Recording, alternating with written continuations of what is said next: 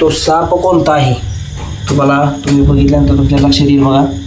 तर हा आहे भारतातील सर्वात विषारी गूळ जाती साप आहे बघा. आणि आज या ठिकाणी आपल्याला त्याला संपूर्ण माहिती देऊन सुरक्षितपणे निसर्गात सोडणार आहोत बघा.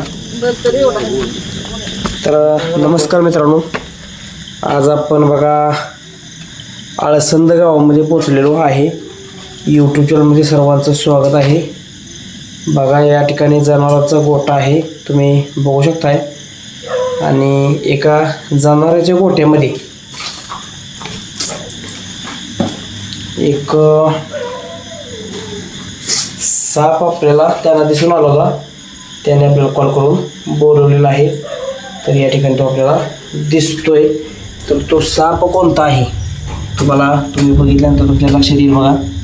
तर हा आहे भारतातील सर्वात विषारी गूळ जाती साप आहे बघा. आणि आज या ठिकाणी आपल्याला त्याला संपूर्ण माहिती देऊन सुरक्षितपणे निसर्गात सोडणार आहोत बघा.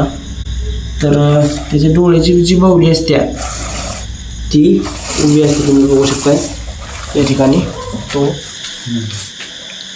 तर बघा मित्रांनो, आपण त्याला आता पकडून घेतोय. कशा पद्धतीने पकडतोय तुम्हाला दाखवतोय मी.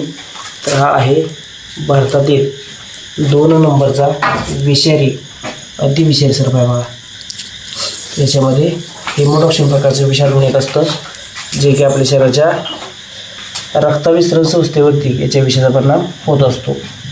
तर तो या ठिकाणी आपल्याला दिसतोय. या ठिकाणी थोडीशी जाळी असल्यामुळं आपल्याला ते क्लिअर दिसून येत नाही.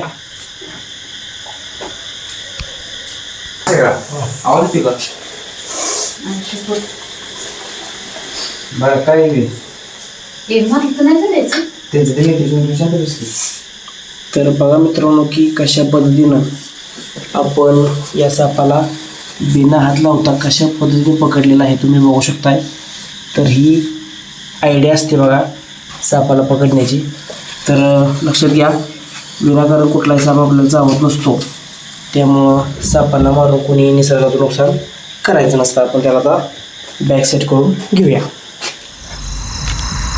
तर बघा मित्रांनो की आपण थोड्या वेळापूर्वी आळसंद गावामध्ये पकडलेला जनावरांच्या गोठ्यामध्ये हा रसल वायपर सुरक्षितपणे निसर्गाच्या सानिध्यामध्ये सोडून देतोय बघा मित्रांनो. तर खूपच सुंदर पद्धतीने तो आता निसर्गाच्या सानिध्यामध्ये निघून जाणार आहे. बघा त्याची डिझाईन कशी दिसते आपल्याला.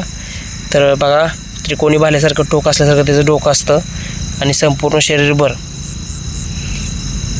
शिक्क्यांच्या रंग असतात बघा. तर त्याला आपण आता वेळ न वाया घालवता थोडंसं